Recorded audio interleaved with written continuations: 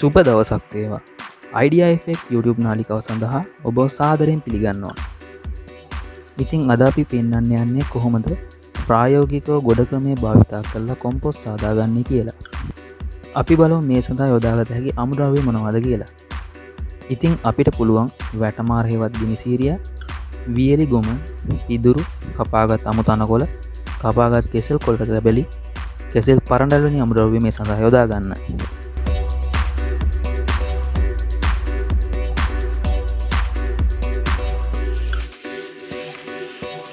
නිවසේ ඉවතරන දිරන ඕනෑම දෙයක් මේ සඳහා යොදාගත හැකි වෙනවා. මුලින්ම අපි බිම සකස් කරගත යුතුයි. මෙහිදී ජලය බැස යාමට කාණු බේරා පොළොව මට්ටම් කරගත යුතු වෙනවා. මෙහිදී අපි මේ සෑදීමට සූදානම් වන්නේ අඩි 6ක් පමණ පළල, අඩි 24ක් පමණ දිග වන කොම්පොස්ට් ගොඩක්. මුල්ම තට්ටුව වශයෙන් කපාගත් තනකොළ එකතු කරගත හැකි වෙනවා. මෙහිදී ඉලුක් මානා වැනි තෘණ විශේෂයි.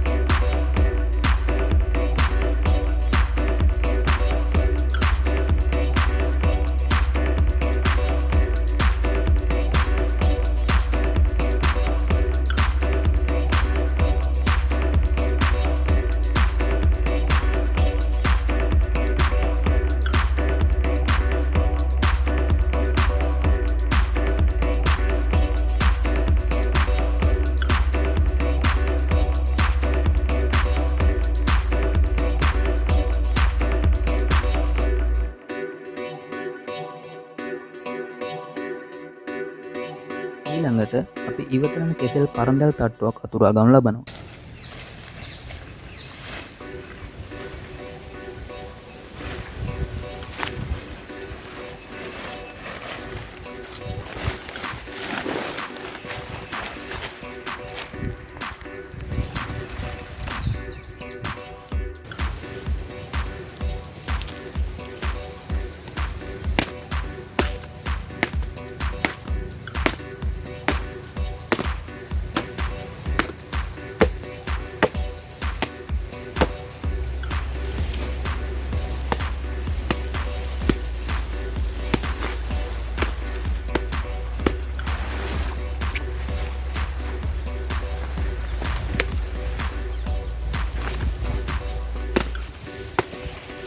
ඉන්පසු අපිට පුළුවන් කපා ඉවතරන කෙසෙල් කොට සිහින්ව කපා මීළඟ තට්ටුව වශයෙන් එකතු කරගන්න.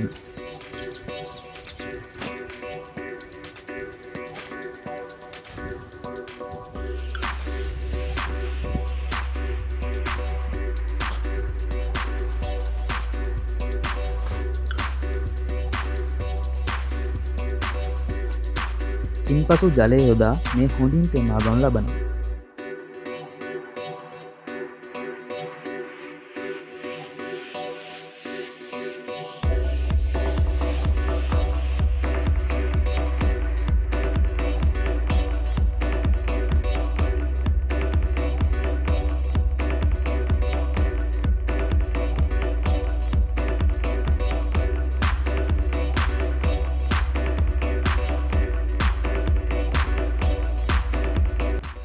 මීළඟ තට්ටුව වශයෙන් දිරාපත් වන කොළ රඩු එකතු කරගන්න ලබනවා.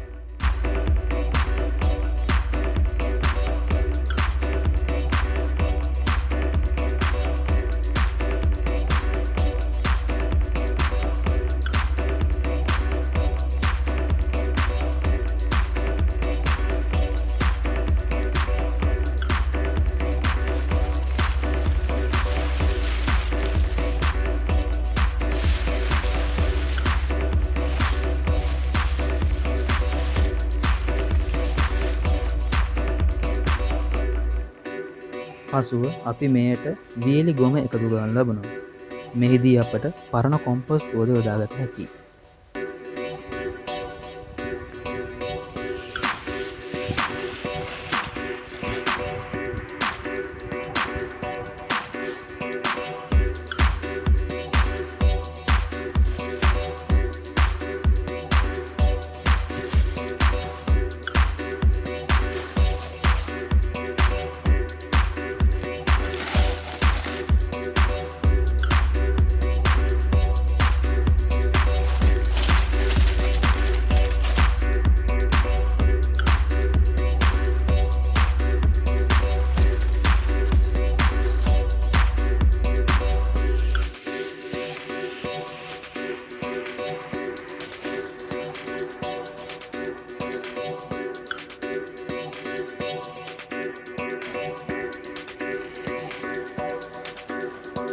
ඉන්පසු මේ නැවත ජලයෙන් තෙමා ගනු ලබනවා.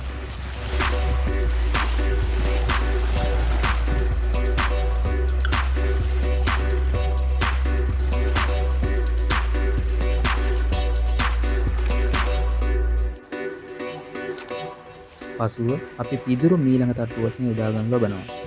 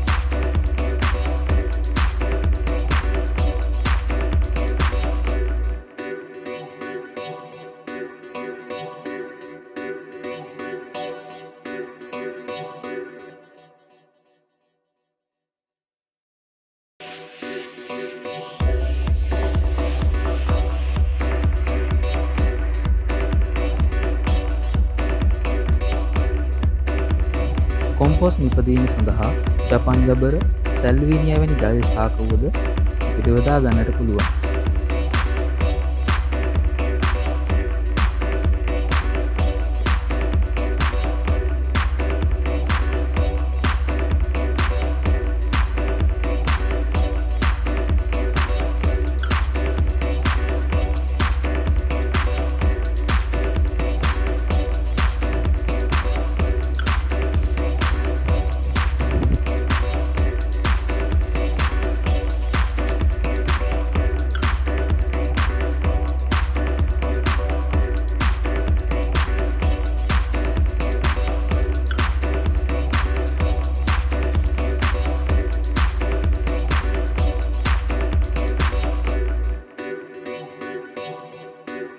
නැවත අපි වියලි ගොම එකතු කරනු ලබනවා.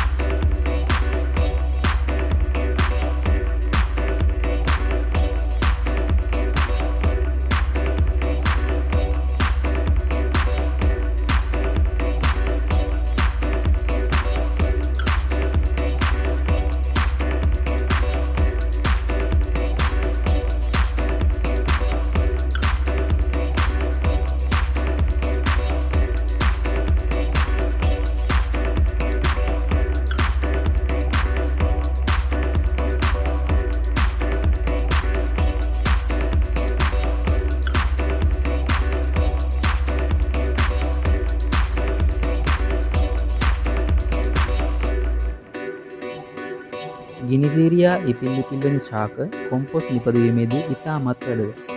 මොකද මෙමගින් පසල නයිට්‍රජන් එකතු කරගත හැකි වෙනවා.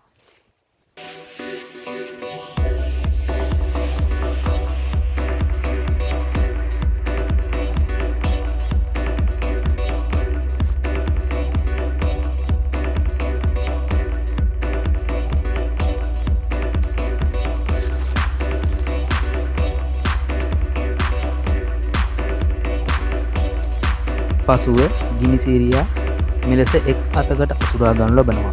මෙමගින් මේවා දිරාපත් වූ පසුව එම ලී කැබලි පහසුවෙන් අපට ඉවත් කරගත හැකි වෙනවා.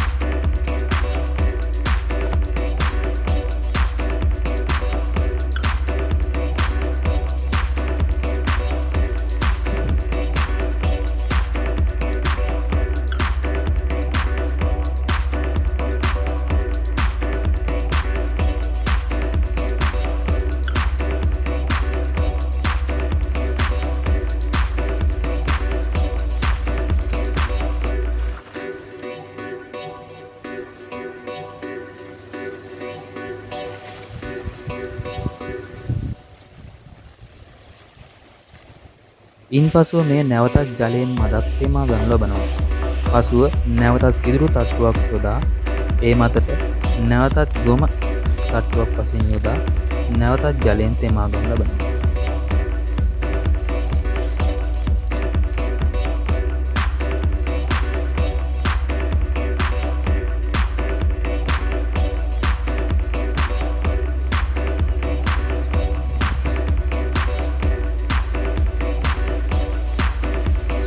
මෙහිදී තමන්ට අමුද්‍රව්‍ය තිබෙන අරුන් යොදාගත හැකියි.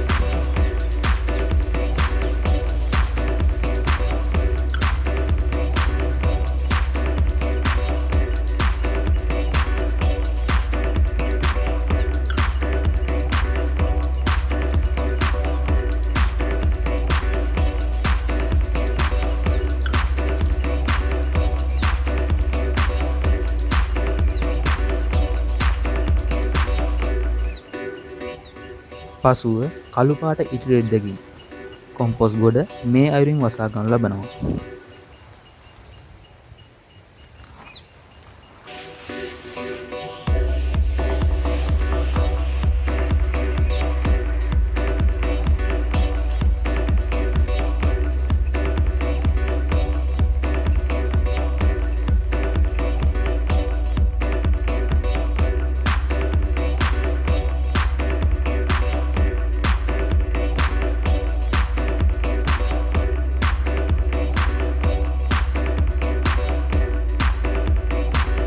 මෙසේ සාදාගන්නා කාබනික පොහොර අපට අපගේ භෝගයන්ගෙන් සරු පලදාවක් ලබා ගැනීම සඳහා යොදාගත හැකි වෙනවා.